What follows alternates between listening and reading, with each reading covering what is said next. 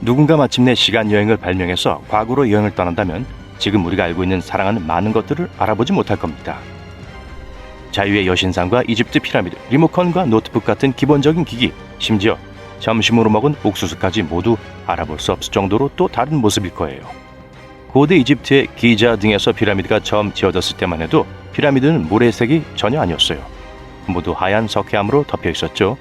뜨거운 아프리카의 태양 아래서 피라미드를 보았다면 눈을 돌릴 수밖에 없을 정도로 매끈하고 반짝반짝 빛났죠. 건설자들은 기자 피라미드에서만 약 600만 톤의 석회암을 사용했습니다. 지금도 이 피라미드는 이집트 여행에서 볼 수 있는 가장 큰 피라미드입니다. 이 지역 사람들은 상당히 검소했는지 다른 건설 프로젝트의 일부 케이싱 스톤을 재사용했습니다. 14세기에 발생한 대규모 지진으로 인해 일부 돌이 느슨해지기도 했었죠. 그래서 석회암이 많이 보이진 않지만 기자에 있는 하프레 피라미드 꼭대기의 일부는 여전히 남아있어요. 마치 첫 번째 봉우리 위에 두 번째 봉우리가 있는 것처럼 보이죠? 고대에는 모든 피라미드에 금과 은이 섞인 피라미디온이란 관석이 있었어요. 대부분은 수세기에 걸쳐 사라졌지만 박물관에서 몇 개는 여전히 볼 수 있습니다. 피라미드는 이집트 신들의 이미지를 보여줍니다. 피라미드는 아마도 신성한 뾰족한 돌인 벤벤을 모델로 삼았을 거예요. 벤벤은 태양광선을 상징하는 돌이었죠. 지금과 같은 기술이 없었다면 무거운 돌을 들어 올리는 일은 그리 간단하지 않았을 거예요. 친구의 이사를 한 번이라도 도와주면서 소파를 들어본 적이 있다면 제 말에 동의하실 거예요. 하지만 과거의 영리한 이집트인들은 그 점을 생각해 피라미드 형태를 선택했습니다. 무게가 전체에 고르게 분산될 수 있기 때문이죠. 자유의 여신상도 1886년 처음 공개된 이후 대대적인 변신을 거쳤어요. 믿기 어렵겠지만 예전에는 페니처럼 반짝이는 갈색이었어요. 20년이 지난 지금은 녹색으로 바뀌었습니다. 패션이 아니라 화학 반응에 의한 것이죠. 동상은 수백 장의 얇은 구리판으로 덮여 있습니다. 구리가 공기와 반응하면 자연적으로 버디그리스라는 보호층을 형성합니다. 이 보호층은 그 아래에 있는 것을 부식으로부터 보호해주기 때문에 구리, 황동, 청동으로 만든 동상과 물건이 오래 지속될 수 있습니다. 레이디 리버티가 처음 녹색으로 바뀌었을 때 당국자들은 온통 녹색으로 칠하는 것이 좋겠다고 결정했습니다. 소셜미디어가 등장하기 훨씬 전이었기 때문에 이 아이디어를 설명하는 게시물 아래에 화난 댓글을 달 수는 없었어요. 하지만 그들은 지역 신문에 기사를 썼고 대중은 이 아이디어를 좋아하지 않았습니다. 그 후 뉴욕타임즈는 구리 및 청동 제조업체와 인터뷰를 진행했고 보호막을 제거하면 동상이 파괴되기 때문에 덧칠해서는 안 된다는 답변을 들었습니다. 수년 동안 사람들은 자유의 여신상에 페인트를 칠하자는 제안을 여러 번 했지만 칠하지 않았습니다. 여러분은 어떤지 모르겠지만 전 다른 색깔의 자유의 여신상을 상상할 수 없어서 잘된 일이라고 생각해요.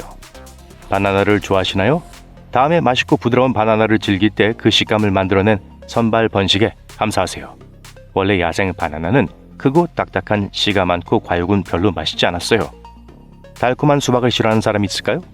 수박의 역사는 5,000년이 넘습니다. 그리고 예전에는 쓴맛이 나는 황백색의 과육을 가지고 있었고 쪼개기가 정말 까다로웠습니다. 하지만 선발 번식을 통해 수박의 맛은 훨씬 더 달콤해졌습니다. 일본 과학자들은 여기서 더 나아가 씨 없는 옥수수를 발명했습니다. 옥수수의 조상은 데오신테라는 멕시코 풀입니다. 이 풀의 알맹이는 작고 구하기 어려웠습니다. 수천 년 전에 농부들은 더 크거나 맛이 좋거나 알갱이가 갈기 쉬운 식물의 씨앗만 저장했습니다. 고마워요. 먹을 수 있고 맛 좋은 옥수수를 제공해 주셔서요. 야생 아보카도는 손바닥에 쏙 들어갈 정도로 작았어요. 씨가 너무 커서 그 안에 먹을 수 있는 부분이 별로 없었어요. 또한 우리가 잘 알고 있는 아보카도보다 훨씬 더 단단한 껍질을 가지고 있었죠.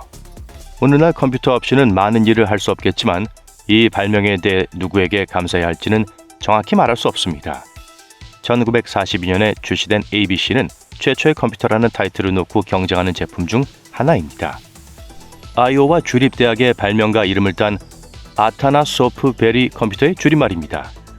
ABC의 무게는 300kg이 넘었습니다. 네, 여러분의 컴퓨터는 그보다 훨씬 가벼울 거예요. 약 300개의 진공관으로 구성된 그 큰 덩치의 페인트통보다 조금 더 큰 회전 드럼이 있고 그 안에 작은 축전기가 달려 있었죠. 축전기는 배터리처럼 전하를 저장할 수 있는 장치입니다. ABC는 최대 29가지 변수가 있는 문제를 풀 수 있어 과학자들의 시간을 절약할 수 있었습니다. 현대 컴퓨터와 마찬가지로 모든 숫자와 데이터를 표현하기 위해 1과 0이라는 이진수를 사용했습니다. 그 덕분에 전자적으로 계산을 할 수 있었습니다. 그리고 가장 흥미로운 부분은 ABC가 15초에 하나의 연산을 완료한다는 거예요. 비교를 하자면 지금은 초당 수백만 번의 연산을 수행합니다. 오늘날 우리가 사용하는 기술과는 달리 ABC에는 변경 가능한 저장 프로그램이 없었습니다. 따라서 프로그램은 한 번에 하나의 작업만 수행할 수 있었습니다. 운영자는 중간 답변을 적어 놓은 다음 그 답변을 다시 컴퓨터에 입력해야 했습니다. 우리가 21세기에 살고 있는 건 참 다행이에요. 모든 종류의 가전제품에 사용하는 리모컨도 먼 길을 걸어왔습니다. 교류 전류를 발명한 니콜라 테슬라는 1898년에 최초의 무선 리모컨 중 하나를 설계했습니다.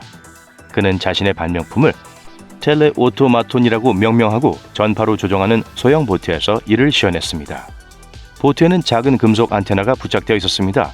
테슬라는 레버와 전신키가 달린 상자를 이용해 보트에 신호를 보냈는데 이 상자는 테슬라의 리모컨이었습니다. 이 신호는 보트의 전기 접점을 움직여 방향타 및 프로펠러를 움직였고 테슬라는 보트를 조종했습니다. 리모컨의 개념은 곧 다른 기기로 확산되었습니다. 최초의 텔레비전 리모컨은 1950년에 등장했습니다. 제니스 라디오 회사에서 디자인한 이 리모컨은 레이지본이라고 불렀습니다. 놀리는 건 아니에요. 이 레이지본에는 TV 세트에 연결된 거대한 케이블이 있었습니다. 그것을 사용해본 사람들은 이 발명품을 그다지 좋아하지 않았는데 코드에 걸려 넘어지곤 했기 때문이죠. 이해가 됩니다. 고층 건물에 거주하거나 근무한다면 최초의 승객용 엘리베이터가 마음에 들 거예요. 이 엘리베이터는 분당 12m의 속도로 이동했습니다. 초당 12m인 오늘날의 기록에 비하면 빠른 속도는 아닙니다.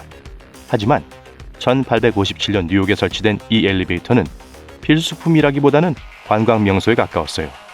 엘리베이터에는 증기기관이 있었는데 5층 건물 지하에 숨겨져 있었습니다. 3년 후 대중의 반응이 좋지 않아 문을 닫았어요. 오티스 터프츠는 비슷한 시기에 수직철도에 대한 최초의 특허를 출원했습니다. 그의 발명품에는 사람들이 앉을 수 있는 벤치가 있는 자가 포함되어 있습니다. 친구들과 놀기에 좋은 장소처럼 들리는데요. 어때요? 그 후 전 세계 고급 호텔이 엘리베이터를 추가하기 시작했습니다. 엘리베이터 내부가 고급스러운 디자인, 덮개를 씌운 좌석, 벽에 걸린 거울, 때로는 작은 샹들리에까지 갖춘 객실 같았어요. 운전자가 문을 닫으면 차는 매우 느리게 상승하기 시작했죠. 속도보다는 스타일이 더 중요했습니다. 전 그냥 계단을 선택하겠어요.